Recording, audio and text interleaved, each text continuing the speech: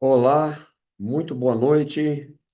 Sejam todos muito bem-vindos para mais uma edição do Board Talks. Meu nome é Udo Girlich, eu sou um dos diretores corporativos aqui da Board Academy. A Board Academy é a EdTech aqui de São Paulo que promove o Board Talks, né? A Board Academy ela tem aí por propósito de levar governança para as pequenas e médias empresas aqui no Brasil. E a Board Academy atinge esse objetivo, né, e essa missão, esse propósito, através das suas diversas formações e certificações de conselheiros. E se você que está nos assistindo, né, pela primeira vez, tiver interesse nessa trilha do aconselhamento profissional, né? Será um prazer contactá-lo, né, para esclarecer eventuais dúvidas que vocês tenham, ou uma outra alternativa seria acessar diretamente o site da Board Academy, boardacademy.com.br. Lá você vai encontrar as principais informações a respeito dessa trilha, né, e também os contatos os canais de contato para essa questão. Na edição de hoje, né, eu tenho o prazer de contar aqui, além dos nossos queridos painelistas, né, a Flávia Mardegan e o Daniel Medina. Para os dois, eu já dou aqui o meu cordial boa noite, sejam muito bem-vindos, agradecendo a participação. E hoje eu tenho o prazer e a honra de receber dois convidados especiais, né, o Dr. Luiz Carlos Simonovski, que sempre está aqui conosco, né? Ele é fundador da SZY Advogados, presidente da Comissão de Comércio Exterior da OAB São Paulo, né? E também superintendente de Compliance e Risco da FUNSEX. E juntamente com o Luiz Carlos, tenho o prazer de dar aqui as boas-vindas ao Dr. Fernando Zilvetti, né, que é mestre, doutor e livre docente em Direito Tributário, né, professor do IBDT, né, e o coordenador tributário da Comissão de Comércio Exterior da OAB São Paulo. Então, eu gostaria muito de fazer essa deferência, né, de agradecer imensamente a presença e honra, né, dos dois profissionais, mestres aqui nessa questão, né, nessa participação do Board Talks para tratar de um tema que está, por assim dizer, tirando o sono de muita gente e gerando uma grande movimentação em vários contextos, né? Mas principalmente no contexto empresarial, que é justamente a questão relacionada às tarifas, né, que estão sendo previstas aí para o Brasil pelo governo dos Estados Unidos, tá? Ou mais conhecido aí como tarifaço do Trump.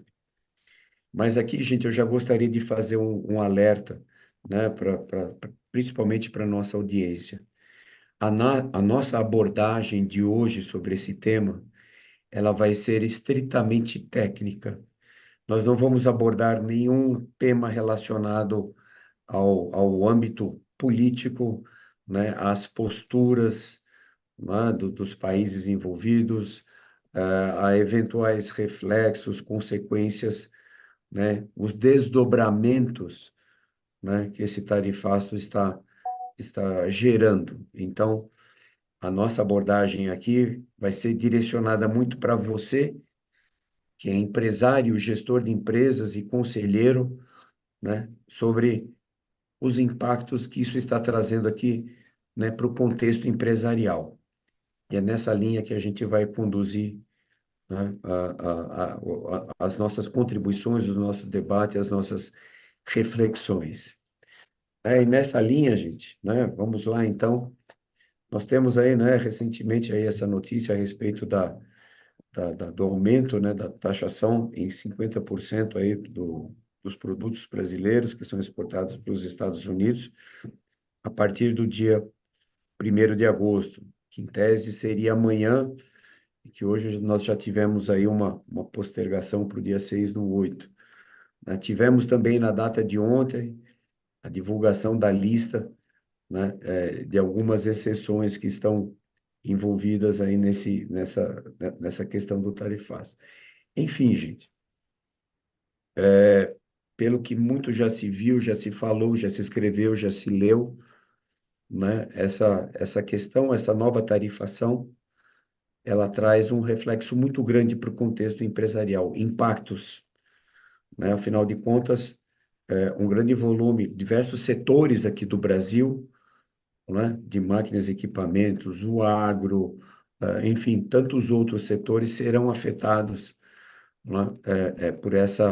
Foram afetados por essa notícia, e é justamente isso que a gente vai querer trazer aqui para vocês, né? Como que isso vai, vai refletir no seu dia a dia, quais são as alternativas que se tem, o que deve ser discutido, tanto no âmbito, né, emergencial para já, e também com uma visão mais de longo prazo, né, estrategicamente para o futuro, o que que nós, gestores e empresários, temos que fazer, né, para que a gente tenha aí um mínimo de equilíbrio, um mínimo de previsibilidade. A gente sabe que, né, a volatilidade e a velocidade do contexto empresarial, não só no Brasil, né, mas globalmente falando, é extremamente elevada. Então, isso traz de novo aquela questão da previsibilidade, como que a gente consegue promover a devida resiliência em nossos planejamentos, para que a gente tenha aí as contramedidas para enfrentar toda esse desafio que ora se impõe aqui para nós. Então, nessa linha, eu já gostaria de passar a palavra pro Luiz Carlos, né? Mais uma vez agradecendo imensamente pela disponibilidade, né? Juntamente com o Fernando, em estar aqui para debater esse tema tão relevante. Luiz Carlos, agora a palavra está contigo. Obrigado, Udo, obrigado pela gentileza, obrigado, Medina, Flávio, Gilvete, que me ombreia aí em vários eventos e oportunidades.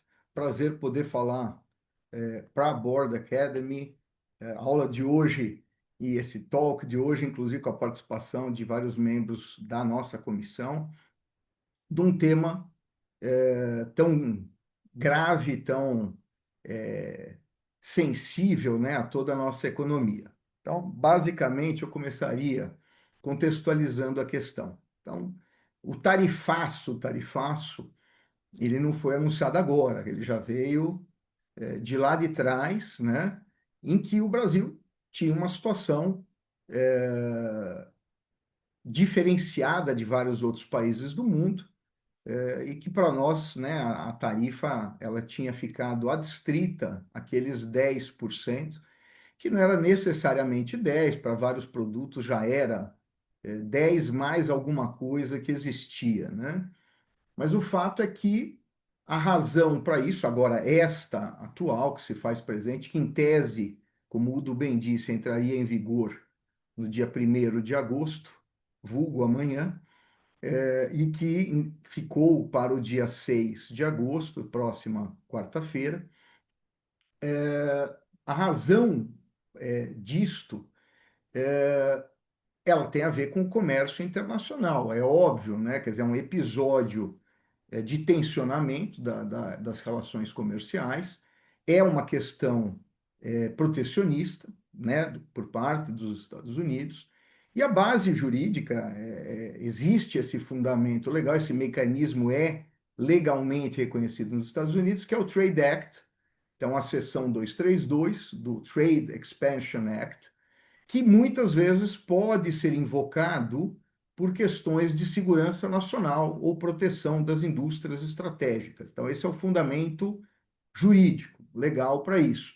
Mesmo que seja questionável no âmbito de OMC, Organização Mundial de Comércio, e outros foros, este é o fundamento legal.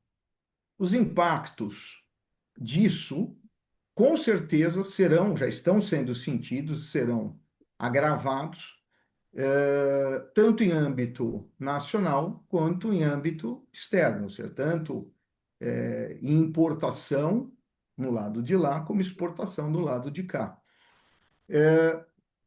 Luiz, Para só, vários, só, né? Pois não, Giovete.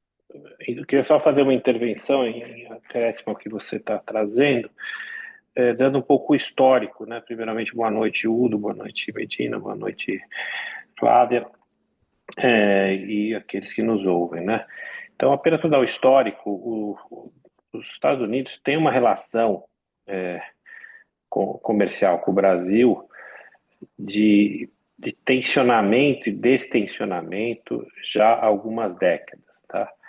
Só lembraria que na década de 90 a grande preocupação dos Estados Unidos, em função da entrada das TVs a cabo, dos produtos de, de imagem, de som nos Estados Unidos, a grande preocupação era com a pirataria, ainda é uma preocupação com a pirataria, produtos farmacêuticos, patentes, produtos manufaturados, pirataria de novo. Então, havia uma preocupação na década de 90 com este tipo de comportamento e um não alinhamento do Brasil aos organismos internacionais de proteção de patentes, marcas, que afetavam a indústria americana como um todo. Na década seguinte, vamos dizer, no começo da década de 2000, a discussão passou a ser mais de cunho não tarifário, que justamente envolviam muitos problemas de dumping, né? Problemas fitossanitários, problemas sanitários para as questões de proteína, e questões relacionadas a problemas de agricultura, com etanol, com laranja, cana-de-açúcar, etc. Então foi uma década, assim, uma década de 90, problema de pirataria, problema de patentes, e uma preocupação dos Estados Unidos com isso e uma revisão das tarifas, discussões em outros fóruns, mas uma pressão tarifária para que o Brasil negociasse isto e se adequasse às regras internacionais. Na década de 2000, a questão passou a ser mais não tarifária, que só para explicar melhor, a não tarifária parece que ela não é uma tarifa, mas ela é uma restrição à importação, que quase dá no mesmo, né? Porque você impede que os produtos sejam exportados, lembrando todos os nossos ouvintes que quando você tem uma restrição, seja tarifária ou não tarifária, você não embarca, certo? Você não embarca o produto. Então o pessoal fala, o problema é de quem consome. Não, não é de quem exporta, certo? Porque o pessoal dá essa falsa visão, fala, não, o problema é de quem consome, é lá do mercado interno. Já ouvi isso até falando por parte de juristas. Isso é um erro que a gente precisa corrigir para o nosso ouvinte. O problema é de quem embarca. Então, você já não embarca, fica no porto ou sequer você consegue comercializar. Na década de 10 a 20, as questões começaram a ser mais tarifárias.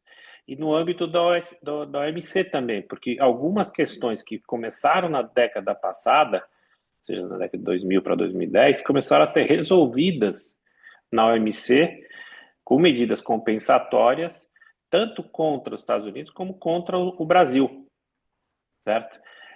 Que era justamente o ganho de causa, o Luiz Carlos vai trazer isso mais adiante, que era o ganho de causa de quem recorre a organismos supranacionais, do ponto de vista absolutamente técnico, né? Então, as relações bilaterais passaram a ser multilaterais, mas no âmbito judicante, ou seja, a OMC, e ganharam força a partir da década de 2010 a 2020. No final da década de 2010 e 2020, começaram sim as restrições tarifárias como política comercial, uma política comercial que já vinha sendo exercida pelo Brasil em relação aos Estados Unidos e passou a ser exercida pelos Estados Unidos em relação ao Brasil. Não em termos de retaliação, esclarecendo isso, mas em termos de realmente uma política comercial efetiva dos governos americanos que se sucederam. Então, eu queria fazer esse retrato histórico para que esclarecer é que é do comércio internacional, os atos tarifários ou não tarifários, seja da parte dos Estados Unidos, seja da parte do Brasil, são atos comuns a quem milita no comércio exterior. Claro que quem está aqui fazendo o discurso do contente, dizendo, não, é ótimo ter uma tarifa de 50%, mas quando a tarifa é baixa, é da prática do comércio exterior. Ou seja, o que é baixo? Aí nós vamos discutir mais adiante, mas do ponto de vista específico, especificamente falando do comércio exterior, os atos, né, o ACT, né, que foi mencionado pelo Luiz Carlos, realmente é um ato privativo do presidente da República, certo? Então, é o presidente da República mesmo que decreta, tanto de um lado quanto do outro, certo? Então, isso está dentro da atribuição do presidente da República.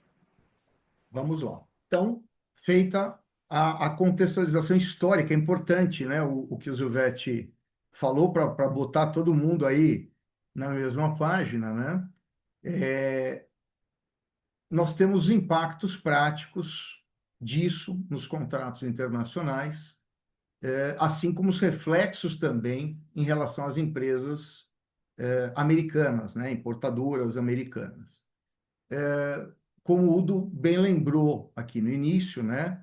Já tivemos um alívio, se é que a palavra pode ser usada, né? Mas um distensionamento aqui em relação a uma série de produtos, uma lista grande, que já não estariam sujeitos a esta tarifa dos 50%, coisas importantes, coisas estratégicas, mas para a gente não cansar o pessoal com a lista, quer dizer, acho que isso é fácil de cada um consultar ali, mas me parece que ainda tem uma série de tópicos da nossa economia bastante relevantes que ainda persiste, mais a parte de manufaturados todas, que deve ser bastante afetado com isso. E vamos lá, então, parte de impactos práticos, né? Você trouxe o ponto dos contratos, né? Isso. Esse é um ponto importante que seria interessante você ressaltar, porque os contratos são muitos, né? Desde o contrato de importação até o contrato de seguro, o contrato de logística, o contrato de capatazia, o contrato de financiamento, o contrato de refinanciamento, o contrato de empréstimo. Então, é uma cadeia de contratos que é impactada pelo comércio internacional, pelas tarifas. Então, existe um freio de arrumação quando a gente tem uma tarifa como essa, né? Você vai ter que fazer um freio de arrumação e você vai ter que rever boa parte dos contratos. Alguns contratos já vinham sendo vistos e revistos, contando com a medida, né, de tarifas altas, e isto vai interferir em toda a logística de contratos que vamos comentar a seguir.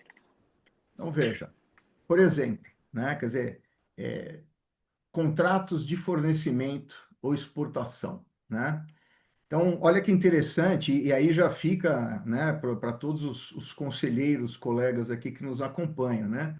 Boa parte destes contratos não necessariamente tem ou tinham previsão para esse tipo de ato praticado de acordo com a legislação americana. Então, entre eles, por exemplo, o que a gente chama de hardship, né? Então, são cláusulas específicas para casos de embargo, de tarifas, além da questão de força maior. Então, é algo que forçosamente vai obrigar a revisão dos contratos por todos esses aspectos que o Fernando colocou agora. Então, óbvio que isso traz reflexo na relação contratual em si, seja ela do produto exportado e toda a periferia, não menos importante, como câmbio, logística, frete, seguro, ou seja, tudo isso tem reflexos. E veja, antes de falar de governos, nós estamos falando de partes, exportadores, importadores, tradings, bancos. Então, toda esta turma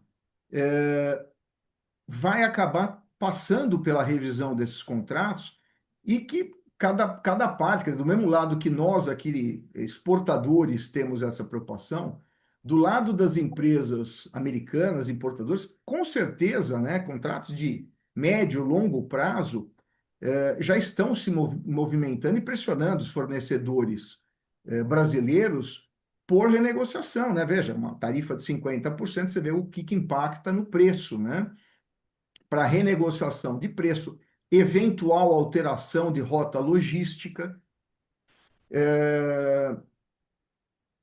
com riscos concretos de cancelamento, inadimplemento, e aí, conforme cada contrato, até de disputas arbitrais. Porque no final, o exportador pode falar, não estou cumprindo, porque houve uma alteração abrupta da tarifa. E do outro lado, o importador fala: bom, mas eu estou pronto aqui para comprar nas bases que nós avançamos, e está criado, né? Está criada a controvérsia aqui. Então, são reflexos concretos, tanto do lado do exportador como do lado do importador. Repercussão ainda jurídica interna, né? Então, empresas brasileiras afetadas por isso. Aí acho que o Silvetti vai falar de cátedra do tema.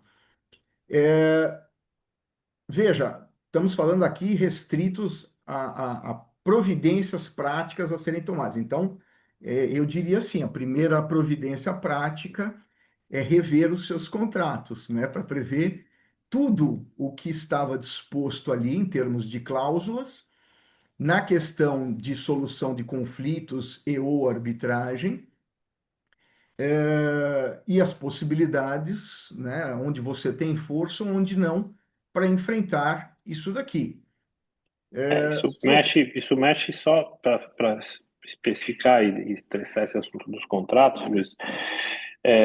Desde a época das grandes crises cambiais da década de 2000 a 2010, 2020, com alguns problemas sérios ocorridos com a crise russa, depois a crise americana, das hipotecas, com um impacto muito grande no comércio exterior, os contratos passaram a ser renegociados e negociados novos contratos com cláusulas de seguro e resseguro para impactos no forecasting. Então, veja, o Udo, que tem muita experiência no setor automotivo, vai poder me corrigir, mas quando a gente faz um forecasting no setor de peças e autopeças, no setor automotivo, você faz normalmente para ano, certo? Você faz um forecast para ano, para modelos, para lançamentos, e isso impõe também na exportação, com hubs de montagem, de produção em mercados como o mexicano, canadense, que estão sofrendo impactos tarifários neste momento, né? Chineses. Você faz um forecasting, só que este forecasting tem uma cláusula de seguro para estas questões tarifárias que antes não tinha. Então, essas mudanças de humores tarifários, na década de 2000, era absolutamente um custo impactante que praticamente quebrava um setor produtivo ou quebrava o setor de fornecimento de insumos para o setor produtivo.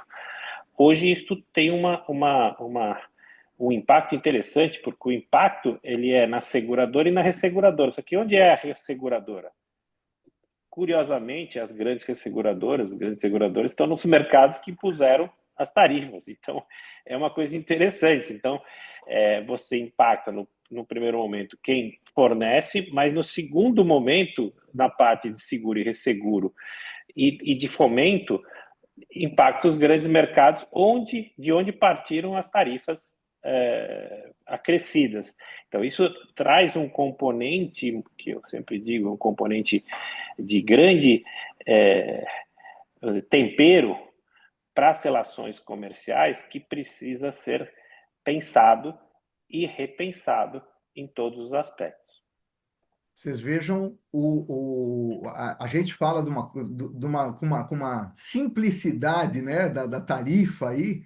Olha os reflexos presentes e futuros de longo prazo que isso deve tomar, vai tomar, né? Então, vamos seguir aqui na A nossa linha. abrangência é, a abrangência é muito grande, É né, muito Luiz grande. Carlos? É. Né? Ela Então, não é só importador e exportador, ela vai muito além disso exatamente. daqui e vai e Ela tem uma. volta e vai e volta, quer dizer, enfim, controvérsia e aonde abordar isso. Então, veja, temos aqui a possibilidade de questionamento disso, uma das possibilidades, em termos de Organização Mundial de Comércio, é uma possibilidade. Segunda possibilidade jurídica, que já está ocorrendo, é a famosa advocacy, né? Então, com certeza, diversos segmentos e empresas nacionais já estão, desde lá de trás, dos 10%, se mexendo com todos os elementos jurídicos e legais pertinentes a essa prática, para negociar, exatamente, para fazer a demonstração da questão de impactos, de tudo isso que a gente vem falando no dia de hoje, na tentativa de diminuir, zerar, modificar esse tipo de alíquota. Então, falamos de dois esforços. Não estamos falando ainda da questão de socorro a determinados segmentos ou não, porque isso vai depender de políticas públicas, de bancos de fomento, mas é algo que já está se comentando, do mesmo jeito que medidas como a questão de crédito de ICMS em alguns estados, já falando em liberar como uma possibilidade de socorro, mas isso tudo são coisas que possíveis de acontecer ao longo do caminho. De verdade aqui, quer dizer, o que ficou claro com isso, que é algo a ser implementado definitivamente por todas as empresas. Investir O, todas eles na você, reestruturação de todo e no aparelhamento de todas as suas operações. Como o Zilvete falou, por todos esses ângulos. Seja, o Luiz Carlos, você colocou um ponto aqui, só para também pois te não, estressar nesse ponto, tá bom. que é a questão dos bancos, né? O que são os bancos de fomento. Claro, de novo citando o Udo pelo sobrenome dele, Girlich, né? Ele não japonês, né? Ele deve ser alemão, né? Então, brincando, uma brincadeira, como eu estudei na Alemanha, estudei no colégio alemão, nós tínhamos na Alemanha um banco destinado para a reconstrução, que foi um banco criado pós-guerra. E esse banco costumava ser muito criticado porque ele era o BNDES alemão. É ainda, né? É o BNDES alemão. Só que ele foi criado para chamar Banco de Reconstrução, né? Banco Estatal de Reconstrução. E ele fomentava a indústria alemã, inclusive a indústria de máquinas, que era a grande crítica da BIMAC, da nossa BIMAC, né? Porque a indústria de máquinas e de manufatureiras da Alemanha era subsidiada por crédito, inclusive com relações a barreiras tarifárias, olha só que curioso, e barreiras não tarifárias e inadimplementes. Então, você exportava a máquina da Alemanha e se você não recebesse, o banco te pagava a máquina, né? Então, era um seguro contra incertezas do comércio exterior. Veja só que interessante. Isso até foi discutido muito pela BIMAC no Brasil, né? Que agora está desafiada, né, nessa questão das tarifas, justamente porque era uma forma de fomento indireto, que inclusive é discutido em sede da OMC, porque ela não é tarifária, não é um dumping, mas é que ele chama dumping indireto.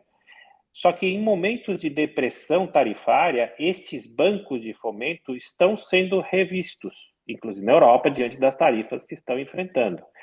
Do lado de cá, por que o Luiz Carlos colocou a questão do BNDES como uma importância que passa a ter este banco? Porque ele vai assumir uma importância para mitigar os efeitos de tarifas, certo?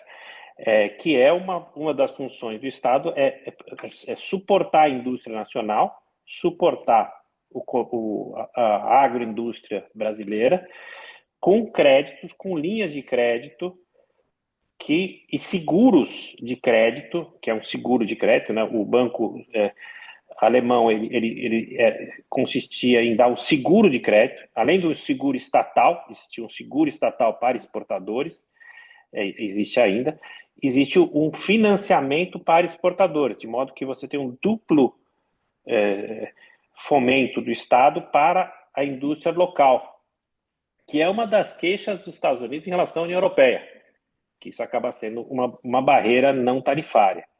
Só que agora esta barreira não tarifária passa a ser um socorro tanto para a indústria e para o agro europeu, quanto para a indústria e para o agro brasileiro. Que é justamente quando a gente fala BNDES, a gente está vendo numa sigla algo que talvez não esteja sendo pensado como deveria, mas já está sendo preparado pelos traders, pela indústria automotiva, pela indústria de autopeças, pela indústria de máquina, pela indústria do agro, para acionar o BNDES, que ele, então, faça um financiamento para mitigar efeitos tarifários desta questão. Perfeito. Seguindo, estava falando, então, de providências práticas, né? Quer dizer, olha quanta coisa, gente, nos contratos, né? Quer dizer, essa reestruturação, né, das operações das empresas na parte do comércio exterior, uma providência prática. A análise e a revisão de todos os contratos.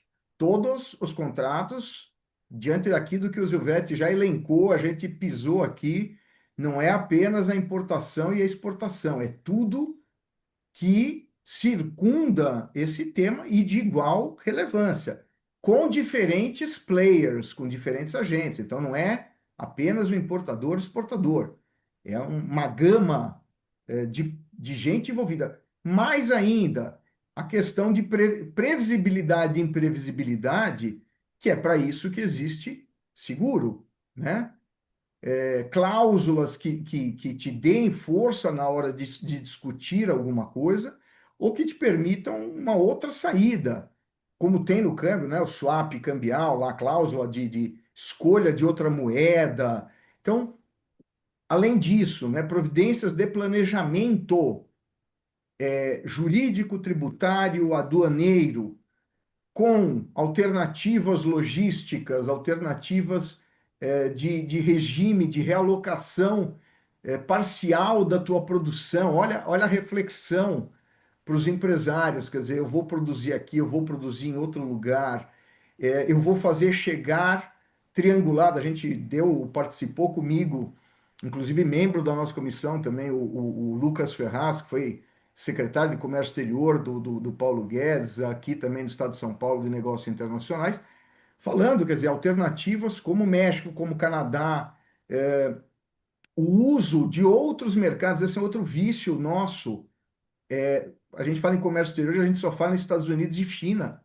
O mundo é maior, né? Nós temos o acordo Mercosul-União Europeia saindo aqui, quer dizer, a União Europeia, o Bloco Africano, todos os outros países asiáticos, o Oriente Médio inteiro.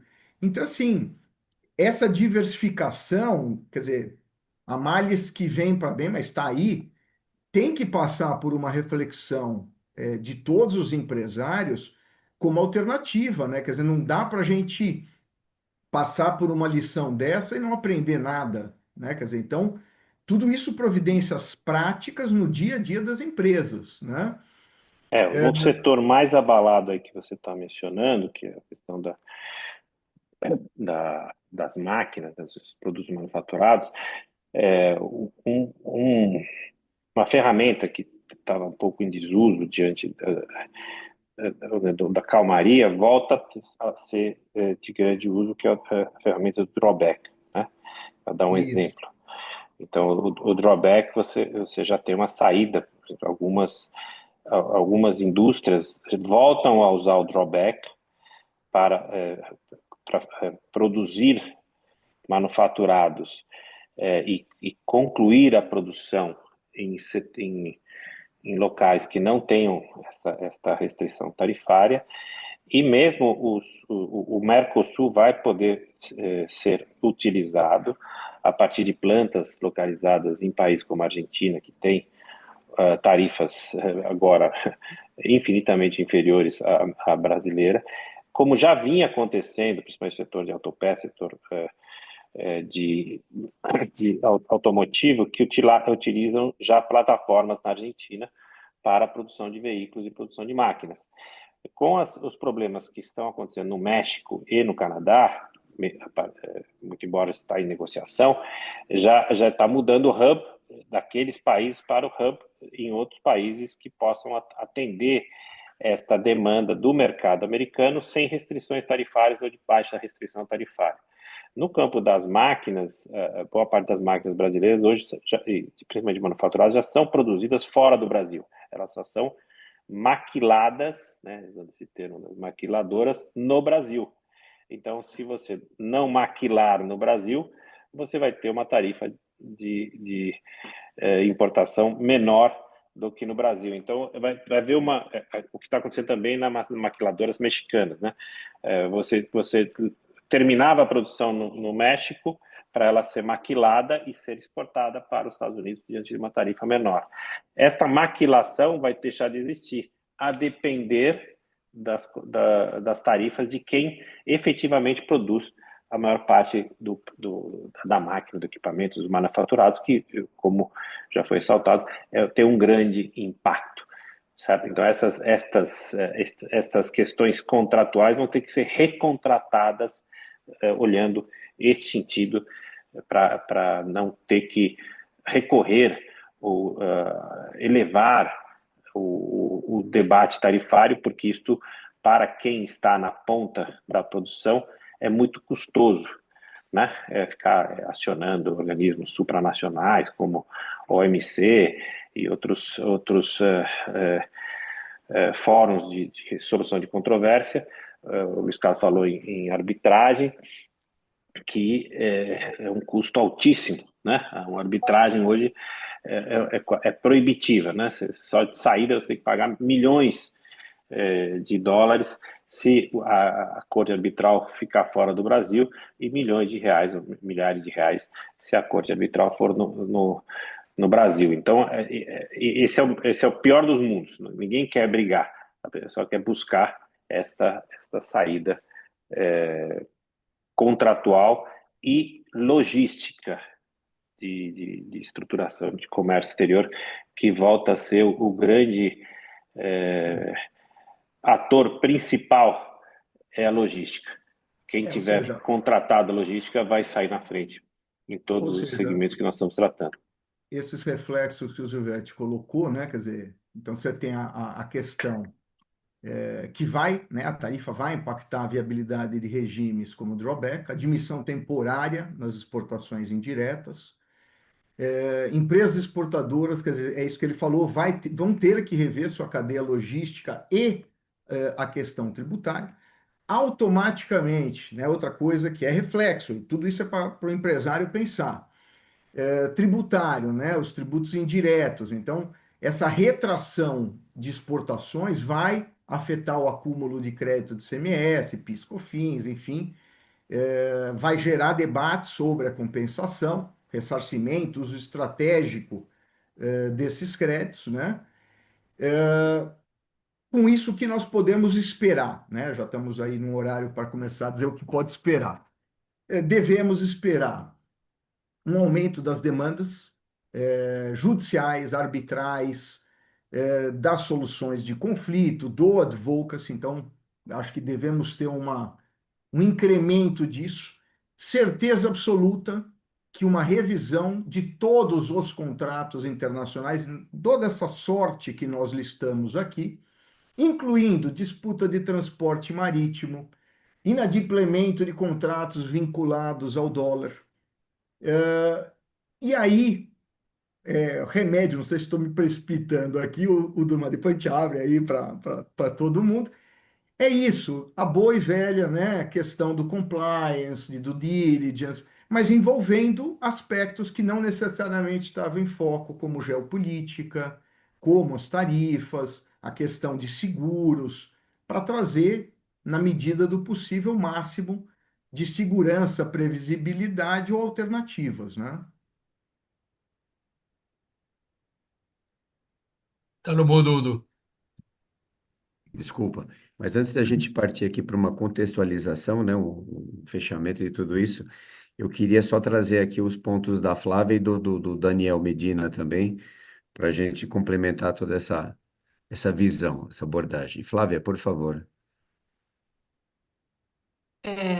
Obrigado, Luiz, Fernando, pela aula, né, que eu estou aqui aprendendo muito, né, comércio exterior, Estamos. né, a minha especialidade, eu atuo muito aqui no mercado interno, né, e eu ouvindo vocês, eu fiquei pensando, né, e eu acho que o Dr. Luiz trouxe um ponto, né, os Estados Unidos é né, vamos colocar assim, exportador nosso, né? Eu estava vendo aqui alguns dados, tipo no Washington Post, ele fala que a gente ele é responsável, Estados Unidos, por 11% das nossas exportações, né? Sendo 1,7 do nosso PIB. E o que que eu tenho sentido com isso? Então, a gente tem ali 1,7 do PIB, impactando, por exemplo, 13% do nosso PIB, que é o varejo, né? E 5,8 na construção civil. Eu estou sentindo diretamente esse impacto. E o senhor trouxe várias dicas, né, doutor Luiz, principalmente sobre como que o empresário pode navegar nesse cenário, pensando no comércio externo. E eu queria fazer uma pergunta, né? Como que a gente pode ajudar esses empresários que por causa de 1,7% do PIB estão desesperados, né? Porque, né, uma ação em um ponto, né, eu entendo que a gente é completamente interligado, né? Não existe mais um setor, como que eu posso dizer, que viva no buraco negro ali, sem impacto nenhum, que vive numa zona isolada, né? Então, um ponto acaba impactando toda a cadeia. E se o senhor tem alguma dica, algo que o senhor possa ajudar para os nossos conselheiros que atuam, em outros tipos de empresa que podem estar sendo impactadas indiretamente? Posso sim, Flávia, com o maior prazer. Não é difícil de falar, mas é trabalhoso para implementar. E eu já tive a oportunidade de fazer isso lá no Board Academy, no presencial. Duas palavrinhas mágicas que não podem sair, não deveriam nunca ter saído do vocabulário de todos os conselheiros e empresários: planejamento e estratégia. Simples assim. Ou seja, não tem como enfrentar absolutamente nada na sua vida empresarial sem planejamento e estratégia. É óbvio, o que você falou é perfeito.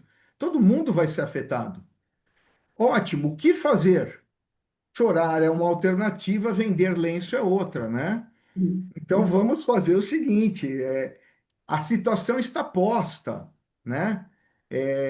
Eu vou ficar esperando o que vão fazer por mim, ou eu vou encarar todas as minhas questões. Então, aí é isso, quer dizer, os seus objetivos, o que você falou, Flávia, do mercado brasileiro, grande parte dos empresários brasileiros vive exclusivamente de Brasil. Uhum. E está muito bom, eu tenho 210 milhões de consumidores aqui. Então, para mim tá bom. O mundo é maior e tudo vai te afetar, né? Virou uma aldeiazinha. Então, como é que eu sinto este reflexo? Fingindo que ele não existe, você não vai chegar em lugar nenhum. Encarando, revendo todos os seus contratos, todas as suas relações, as suas metas, aonde você quer chegar, como fazer para chegar lá. E aí para isso, você tem que ter um auxílio multidisciplinar, né, de profissionais de várias áreas que atuem para poder te ajudar a, primeiro, entender o que você quer, segundo, como é que faz para chegar lá, e terceiro, implementar isso tudo e fazer acontecer. Mas a resposta, infelizmente ou felizmente, são essas duas palavrinhas. Porque eu Nós, fico pensando, sempre é uma oportunidade, na verdade. Eu que sou do comercial, isso. qualquer ação é uma oportunidade para mim, mas é o Então, meu olhar. né? E eu gostaria que o Eu vou senhor, te dar uma né, boa notícia, fosse- então. Vou te dar uma boa notícia sem aqui colocar o manto de mãe de Ná, certo?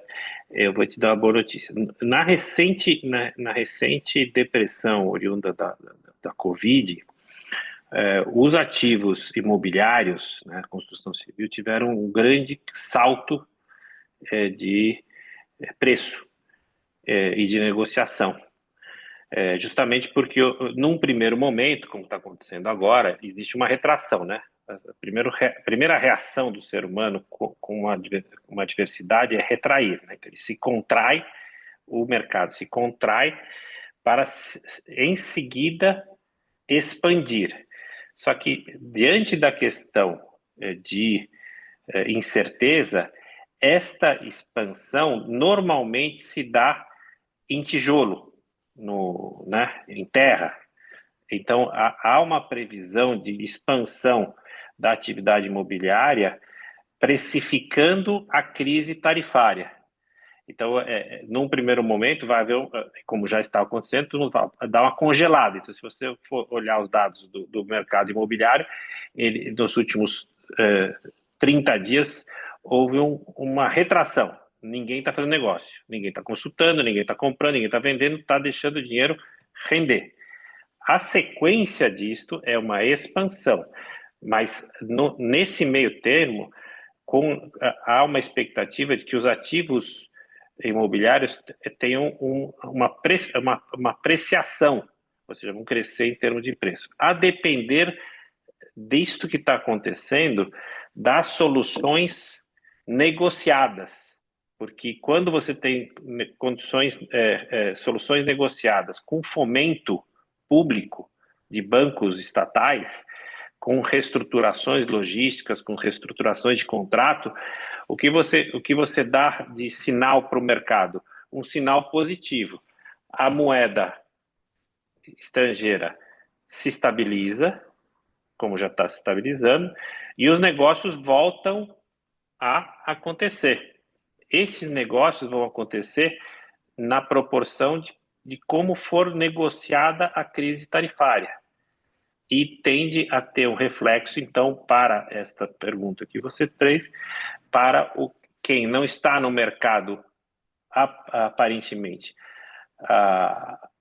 abrangido pela crise tarifária, mas indiretamente afetado como o mercado de construção civil. O mercado que mais sofre é o varejo, mas ele tende a se realocar num estágio posterior, como também aconteceu na época da Covid.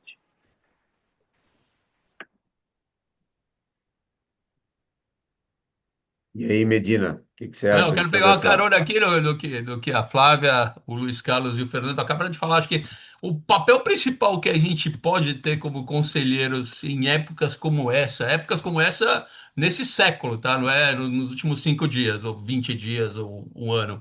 É trazer, como a maior parte de nós somos conselheiros de pequenas e médias empresas, acho que o importante é trazer essa visão global, macroeconômica, geopolítica, especialmente nessa época de escassez de talentos de líderes globais e locais, de recrudescimento de determinados conflitos que pareciam mais controlados há algumas décadas.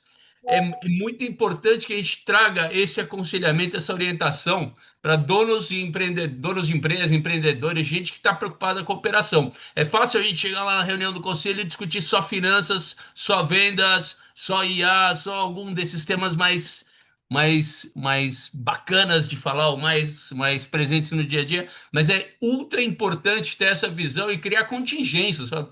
Como o Luiz Carlos falou, cara, a gente precisa pensar para quem mais a gente consegue exportar. Não vamos procurar. A gente não precisa agora, mas um dia talvez a gente precise. E quando eu precisar, é bom a gente já ter um plano de como chegar lá, o que fazer. Já ir atrás, já começar a desenvolver esses mercados antes de você precisar deles. Porque quando você precisa, você paga mais caro, né, do que quando você está tentando desenvolver. Então, acho que como conselheiros e conselheiras, o que a gente tem que fazer, dos papéis principais nessa época tão complicada, né, desses últimas décadas, mas sei lá, os últimos 5 anos apresentaram desafios novos que a gente não tinha tido em 100 anos ou que a gente achava que não ia ter mais.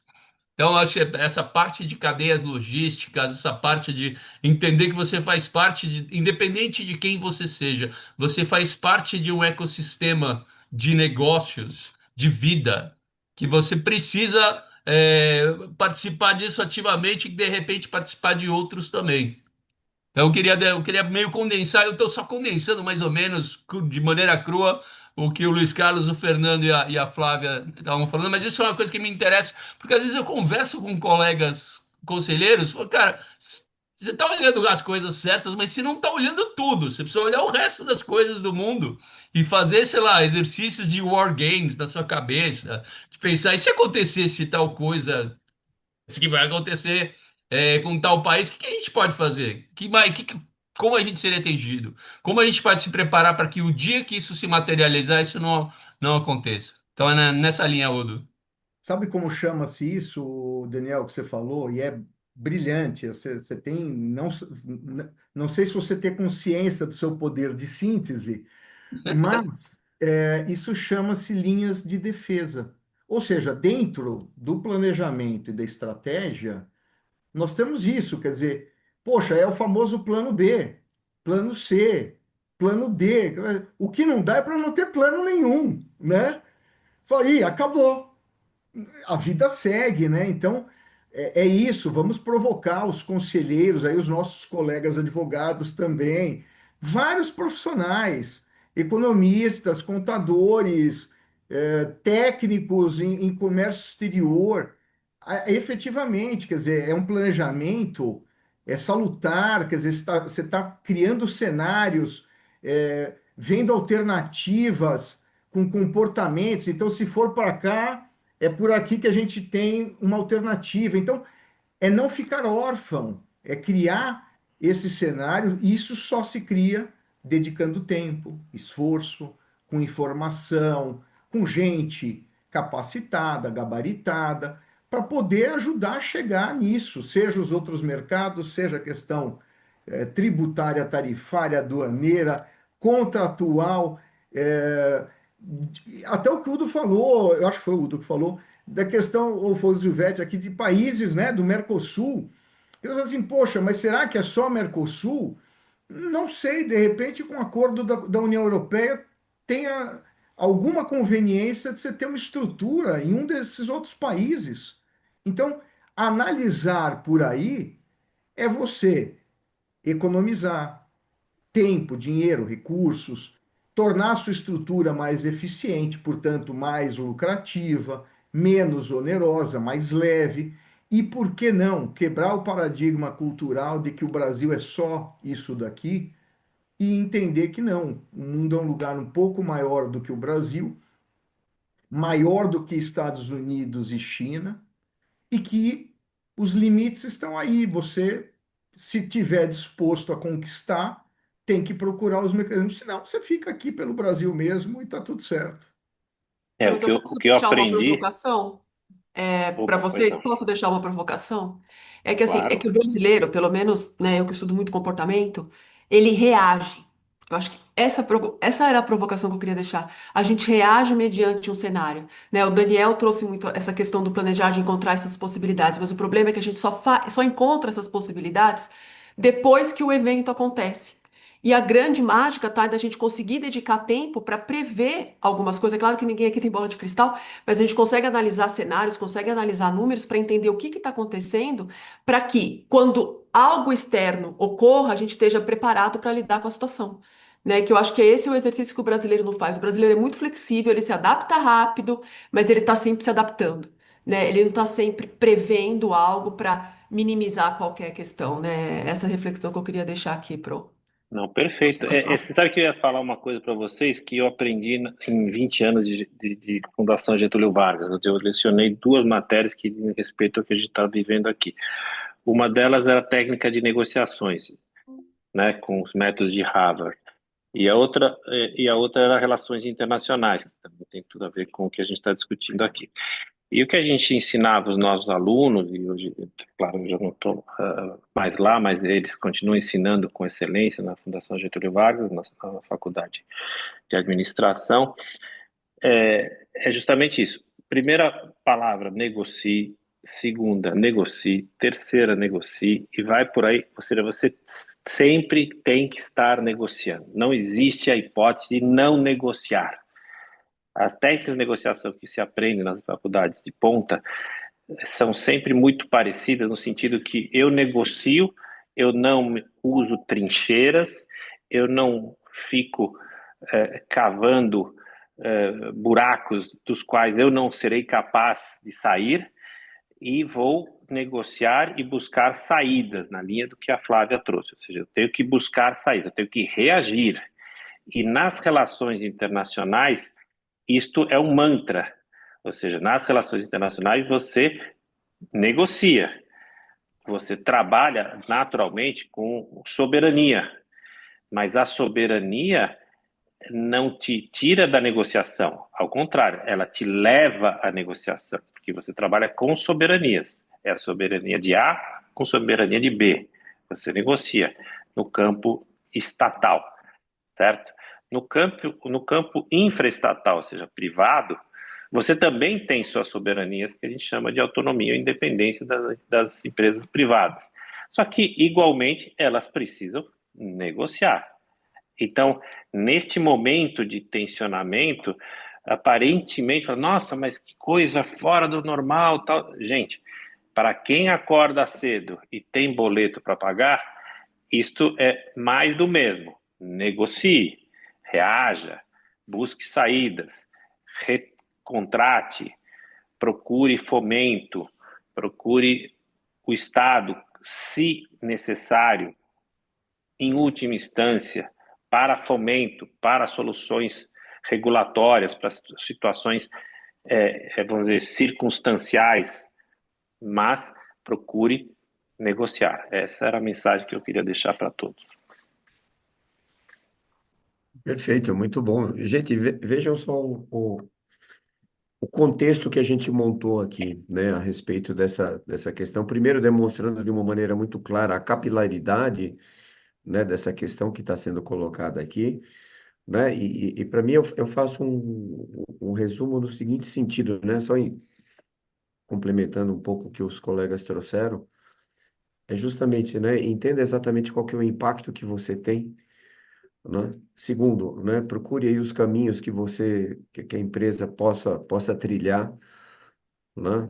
Enfim, né, o Gilberto trouxe aí a questão aí em último caso, você precisa buscar um fomento.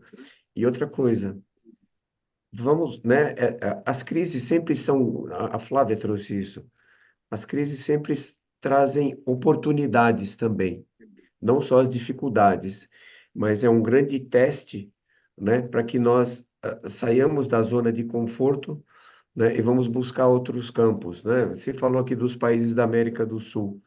Por que não? Mas se eu for montar um exemplo, manufatura, montar uma fábrica no Paraguai, no Uruguai, alguma outra coisa assim, é demorado. Tudo bem, você não precisa montar uma fábrica. Tenta fechar uma parceria com alguém que consiga produzir lá, por exemplo, né? Isso são maneiras mais rápidas. O Luiz Carlos trouxe aqui também aquele possível acordo entre União Europeia e Mercosul. Enfim, gente, né? Mas uma coisa que para mim é muito importante, que tem muito a ver com a questão do aconselhamento profissional, é a questão do que o Luiz Carlos trouxe, planejamento e estratégia, cenarizações, né? A gente precisa ser, a Flávia falou isso, né? Nós reagimos, nós precisamos ser mais proativos, não colocar todos os ovos na mesma cesta, né? Como dizia Peter Drucker, a melhor maneira de prever o futuro é criá-lo.